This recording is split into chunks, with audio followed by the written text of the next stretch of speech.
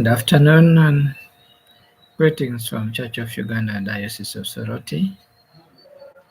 I'm Reverend Canon Samuel Ediao. I work as the Diocese Secretary of Church of Uganda, Diocese of Soroti. The diocese came into existence in 1961. It was one of those dioceses that was carved from the Upper Nile Diocese. And since 1961, we've been in existence for 63 years now, meaning we are of age. So Church of Uganda Diocese of Soroti is actually one of those dioceses that is among the 39 dioceses that form the province of the Church of Uganda, and we are located in the mid-eastern. The diocese is actually in the heart of Uganda, and I want to thank God who has seen us through from that time up to now. The diocese has had 6 bishops. The current bishop is the Right Reverend Kozai Odomo, and is the 6th bishop of the Diocese of Soroti since 16th June 2019. The diocese is run by the bishop and managed in the apex by the Diocesan Synod as the policy organ of the diocese. And we currently have 6 departments: the Department of Finance and Administration, Department of Health, Education, Mission and Evangelism, Lands and Estates. And we also have a Department of Household and Community Transformation or Development, which we commonly call Church of Uganda TEDO. And in all those departments, we have about 1,018 staff. Of those, most are in the field, and that includes our parish priests who are around 115, and then our lay readers who are around 805. So majority of our staff in the diocese are actually lay readers. By the grace of the Lord, the diocese has steadily grown, and we have seen many churches built, many schools built. As we talk right now, we have about 305 institutions, nursery to tertiary. We have 19 health care centers. That includes health centers, tools, and church clinics. We also have 181 currently 81 parishes, and like I've said, 805 sub-parishes. Each year we are creating new parishes, and we're also creating new churches as a sign of growth, because the parish priests and the lay leaders are at work down there, evangelizing, discipleship, and preaching the gospel. Our bishop preaches the gospel, leads by example, and we get people coming to Christ even in burials. So that has steadily helped the diocese to grow. But besides the achievements that we have noticed in the growth of the churches, also in terms of infrastructural development, we are building new churches. The cathedral is a multi-billion project. In Amuria, we have a multi-billion church, even in Katakwi.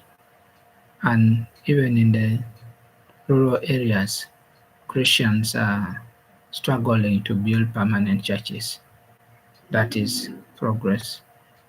And we're also struggling to see how we can improve the financial capacity of the diocese by making sure that we have income generating projects that can help us to raise money. We have hospitality centers that give us some money. We are having also at the diocese, we have 2 tractors and a lorry. It gives us some money. We have some rentals. Right now we have lecture theaters we have constructed that can be rented by Chambogo University to supplement the little resources that come from Christians. We do collections every quarter, every 3 months, Christians call it something. Part of it remains to support the local church, and then part of it comes to support the office. But we've seen that we are overwhelmed. Our resources are so limited. So we need to diversify. And that's why partners come in. We look to partners to support us, especially in areas where we need to create a lot of impact. And we want to appreciate the donor partners who have supported us over the years in mission, in development work, in education, and many other areas. That support that you've given us over the years has helped us come of age and has helped us continue to grow as a diocese that's appreciated and that is admired out there. The theological college is now strong and we've received support through TDT and other partners. One thanked Reverend Dave Robert DeBerry for helping us mobilize resources. So we have now almost a college that has a capacity of 200 students. Right now we have around 160 doing ministerial formation for lay reader training. We have also invested a lot in training clergy. We have currently 43 clergy at school, and we spend a lot of money, about 60 million every semester, because we have noticed that most of our clergy have retired, and yet the diocese is growing. We are creating new parishes, so we have to train people to fill in those gaps. As we talk right now, we have had to recall about 19 priests who are retired to come back and work. So we have a very big gap in training of church manpower, both the lay readers there and then also the priests. And that is one area where I would appeal for support. One, to revamp and to strengthen our lay reader training college to a level where it trains quality manpower, and then where we can also upgrade it to train priests so that we don't spend a lot of money outside there. So like now we have to train them in Mukono, in Namgongo, in Mbale, which is very expensive. To train a priest to do a degree course, you need around 4.5 million. That's not small money. But if we upgrade our own institutions, then it will be easier.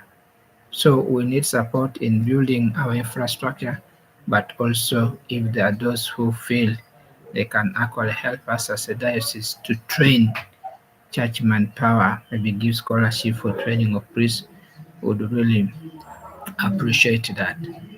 The other area where we are still really struggling is, like I've just mentioned, the income sources from the parishes, because it's a rural agro-based economy. Our Christians depend on agricultural produce. When weather fails, when there is drought, everything fails, so they can't even support the church. We, the quarter we have just come out of has been the most difficult quarter. We really struggled because not much came from the parishes. So we are trying to do kind of investments and as a way of boosting our local income base. And so we want to see projects happening both at the diocesan level, but also empower the church structures at parish and sub-parish level to have projects that bring in money. Some Christians have tried on their own, you find they have one pig, maybe we got a chicken here and there, but these are areas where we wanted to go full blast. We have a plan of having our own farms for cattle, maybe dairy, that will be bringing income to the diocese. Piggery projects, maybe planting trees. We have trees after 5 years, you find that they bring in a lot of money. We in our strategic plan, we have things like apiary. We have a lot of water around here, so we can actually have that. We also want to do beekeeping. We want to do a number of projects that bring in money. But of course, because we have a lot of land, infrastructure is the best. We need guest houses, we need arcades, shopping arcades. We need hostels, we need guest houses. All those Those are things that cannot go wrong. Once you have a guest house, guests keep coming and they pay some money, and then you find that we are able to support ourselves. Because if we just look at the monies that is coming from the communities down there, it will not be able to help the diocese grow. So we want to appeal to our partners out there to look into our strategy and see which areas of our strategic plan they can be able to support, but above all, to pray for us that we are able to implement our strategy according to plan, and that God will open doors and avail us the resources that we can be able to use to support. We also have a very big gap in the health department. Our desire is that every parish should have a health center. Right now, as I talk, we have just 10. I to have 81 parishes. We have 7 clinics, and there is that gap. And sometimes we realize that medical equipment is very expensive. So we're also appealing to maybe people from Europe, from the UK, who are retired, who can be able to lobby, who can come and work in our health centers, and then also see how we can get equipment. Like there is a health center that we want to upgrade to a Church of Uganda hospital. As a diocese, we don't have a hospital. We don't even have a health center 3. Most of our health centers are just health center 2s, and we wanted to upgrade some of them, but it's expensive to get equipment. It may be outside there, there's equipment that's quite lying dormant, no longer in use, which we can use in our health facilities. So we want to appeal that if there are people who want to come and work with us in the area of health, we'll welcome them. But also if there are equipment which are redundant somewhere, which can be donated and sent to equip our health facilities, it will be something that would be so much appreciated. The other area where we need support is so much in the area of mission and discipleship. We are training a lot of people to do ministry, but they don't have the capacity. And so we want to train a lot children's ministry. We need Sunday school teachers, very few of them are trained. We need chaplaincy ministry to be boosted, not many of them, and most of our schools don't have chaplaincy. We need IEC materials for schools. We, we don't, the organizations that sell them.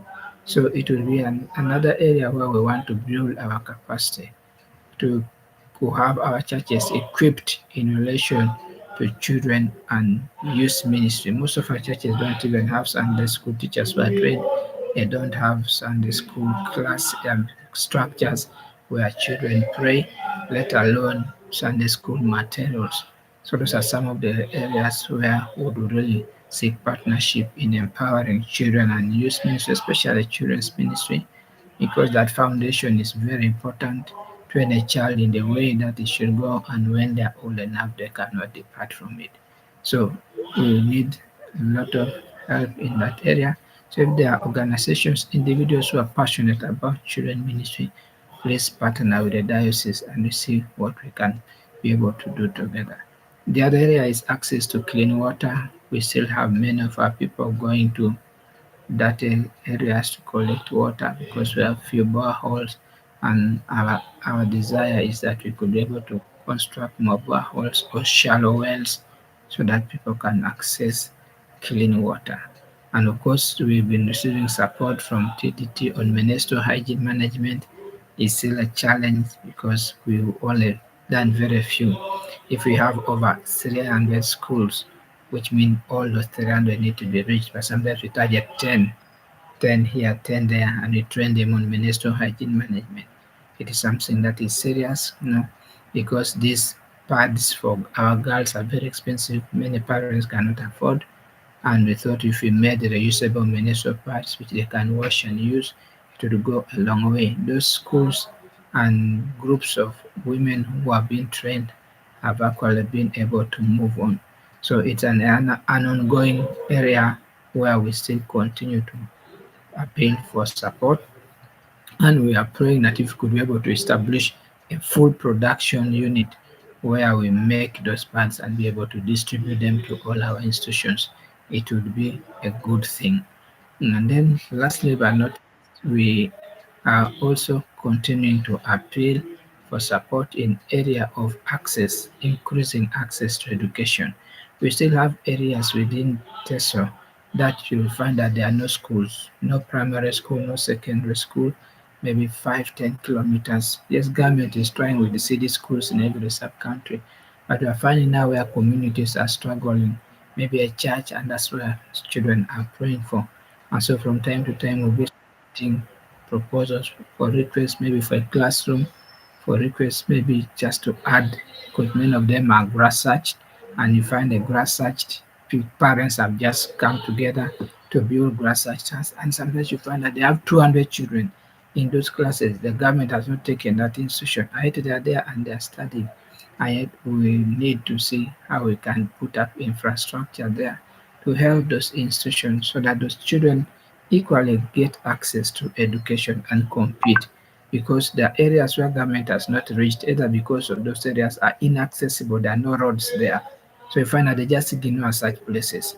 So it is development partners who go in, especially the church, that is present everywhere, that sometimes has to look into those areas and take services to those people to see that they equally can benefit, because they are our Christians as well, and they are also citizens of this country. So a lot is happening on, but there are still gaps. And so we want to continue to ask you to pray for us, and also to ask you to support our causes. Whatever you can do to help us fulfill our vision and our mission and accomplish or work towards the achievement of our strategic plan will be so much appreciative. Otherwise, want to thank you on behalf of the Diocese of Soroti for your continuous prayers, for your support. So much that we've been able to do. We have not done it alone. We've done it with your support, your prayers, and your encouragement. So we look forward to more future partnerships in the new areas, even as we listen and agree and work towards the strategy of Tesla Development Trust and other partners, so that we join our hands together and work together to make sure that every life matters, every life is supported, and everyone created in the image of God lives with dignity and respect, because that is what God would want us to be and to do as good neighbors. The parable of the Good Samaritan is a lesson to all of us. Whenever there is a need, we should run there. We should take our candle and go and light our world, and to make the world a better place to live in, as God's kingdom comes on earth and as God uses us to achieve his purposes under the sun. So I want to thank you so much for listening to me, and I want to wish you God's blessings. May God bless the Soul Development Trust. May God bless all our partners, all those who love us and who support us in various ways. Thank you once again. I'm Reverend Canon Samuel Ediao, Elder and Secretary of Church of Uganda, Diocese of Soroti. Thank you, and God bless you.